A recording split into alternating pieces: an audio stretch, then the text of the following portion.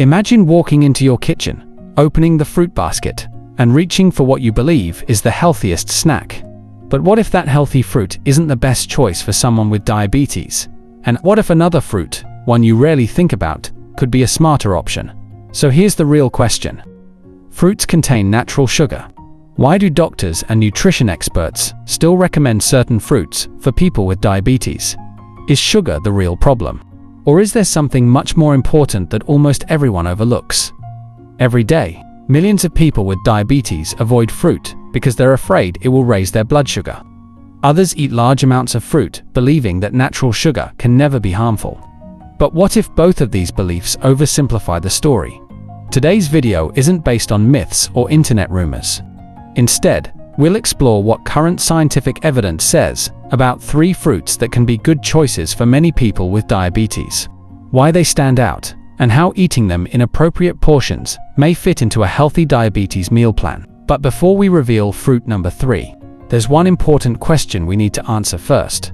Why can 2 fruits contain similar amounts of natural sugar, yet affect blood sugar differently? The answer isn't sweetness alone, and once you understand it, you'll see fruit in a completely new way. Let's begin. Before we reveal the first fruit on our list, we need to clear up one of the biggest myths about diabetes. Many people believe that if you have diabetes, you should avoid all sweet fruits. It sounds logical, but is it really true? If that's the case, then why do doctors and nutrition experts still recommend certain fruits for many people with diabetes? The answer begins with understanding what happens inside your body after you eat. Whenever you eat carbohydrates, including those found in fruits, your digestive system breaks many of them down into glucose. That glucose enters your bloodstream, and insulin helps move it into your cells, where it can be used for energy.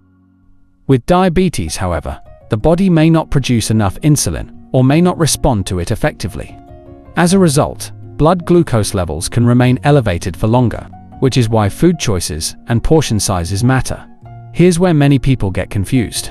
If every fruit contains natural sugars, why doesn't every fruit affect blood glucose in the same way?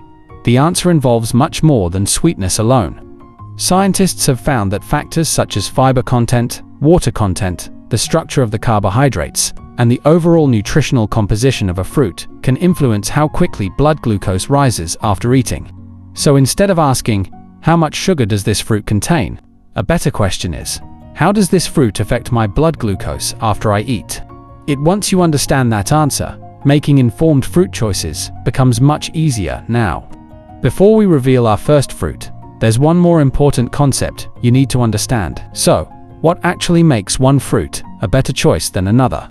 One important factor is something called the glycemic index, or GI.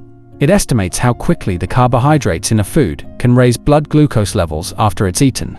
But here's an important question. Does a low glycemic index automatically mean a fruit is the best choice for everyone with diabetes? Not necessarily. Healthcare professionals and researchers don't rely on the glycemic index alone.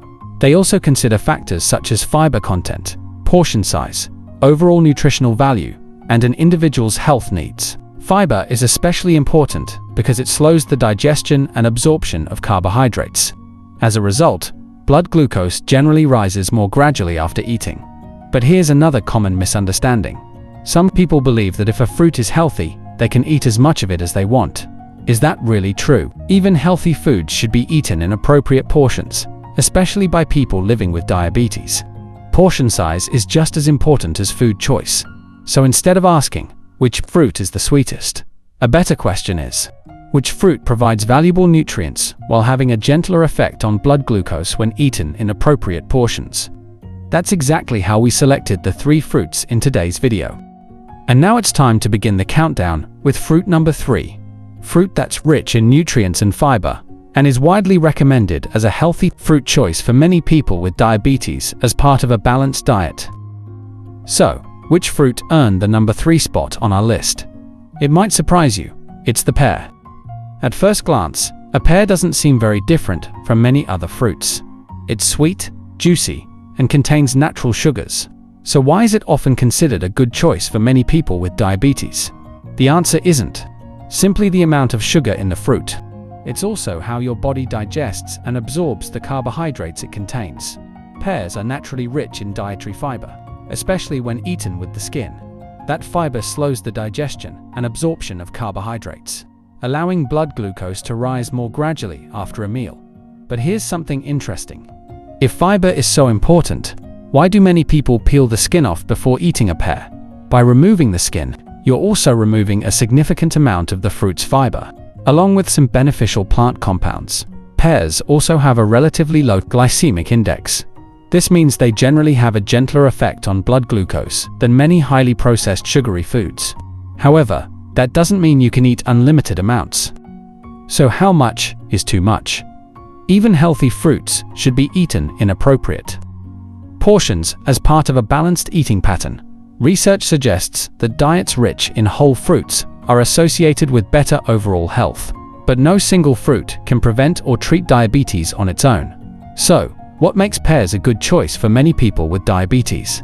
They're rich in fiber, provide vitamins and beneficial plant compounds, and can be included in a balanced, diabetes-friendly eating pattern when eaten in appropriate portions.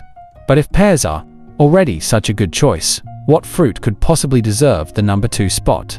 Let's find out. So, if pears are already a good choice, what fruit could rank even higher? The answer is the apple. You've probably heard the saying, "An apple a day keeps the doctor away." While that's a popular saying rather than a scientific fact, research suggests that apples contain several nutrients that make them a healthy choice for many people with diabetes. But here's an important question. Why does a whole apple affect blood glucose differently than apple juice? The answer lies in that fruit's natural structure. A whole apple, especially when eaten with the skin, contains dietary fiber. This fiber slows the digestion and absorption of carbohydrates, allowing blood glucose to rise more gradually after eating. Apple juice, on the other hand, contains much less fiber and is generally absorbed more quickly. That's why, for many people, a whole apple is a better choice than apple juice, as part of a diabetes-friendly eating pattern.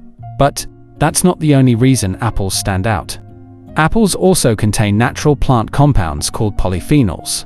Researchers are studying these compounds because they may help support normal insulin function and contribute to overall metabolic health. However, more research is still needed to fully understand their effects. Now, here's something many people never think about. Does the color of the apple matter? Whether it's red, green, or yellow, each variety has a slightly different nutritional profile. However, the greatest benefit usually comes from eating the whole apple with its skin, rather than choosing one color over another. Of course, portion size still matters. Eating one medium-sized apple as part of a balanced meal or snack is generally a more appropriate choice than eating several apples at once. So, if apples are rich in fiber, vitamins, and beneficial plant compounds, what fruit could possibly take the number 1 spot? The answer might surprise you even more. So, if apples are already an excellent choice, what fruit could possibly take the number 1 spot? The answer is blueberries. Although they're small, blueberries are packed with nutrients that have attracted the attention of researchers around the world. But here's the real question. What makes blueberries stand out from many other fruits? One reason is their deep blue color. Blueberries are rich in natural plant compounds called anthocyanins. These antioxidants have been widely studied for their potential role in supporting metabolic health. Some research also suggests they may help support normal insulin sensitivity, although more studies are needed to better understand their effects. But that's only part of the story. Blueberries are also a good source of dietary fiber, which slows the digestion and absorption of carbohydrates, allowing blood glucose to rise more gradually after eating. Combined with their relatively low glycemic index, this makes blueberries a healthy fruit choice for many people with diabetes when eaten in appropriate portions as part of a balanced diet. Now think about this. If blueberries are so nutritious, does eating more automatically mean better results? Not at all. Even healthy foods should be eaten in appropriate portions. Overall dietary patterns are far more important than relying on any single superfood. Another advantage of blueberries is their versatility. They can be added to plain yogurt, oatmeal, or enjoyed on their own as a nutritious snack without added sugars. So, after looking at all 3 fruits, one thing becomes clear. Managing diabetes isn't about avoiding every sweet food. It's about choosing nutrient-rich foods wisely, paying attention to portion sizes, and building healthy eating habits that you can maintain over time. And that brings us to one final question. What's one of the biggest mistakes people with diabetes make when choosing fruit? Let's wrap everything up. So, what have we learned today? Not all fruits affect your body in the same way. Our top 3 choices were pear, rich in fiber, and a smart everyday choice. Apple, packed with fiber and beneficial plant compounds. Blueberries, loaded with anthocyanins, fiber, and supported by growing scientific research. But remember, no single fruit can cure diabetes or replace a healthy lifestyle. The biggest difference comes from your overall eating pattern, regular physical activity, good sleep, and following your healthcare provider's advice. Now, we'd love to hear from you. Which of these 3 fruits do you eat most often? Let us know in the comments below. If you found this video helpful, don't forget to like, subscribe, and turn on notifications for more science-based health videos. Thanks for watching, and we'll see you in the next video.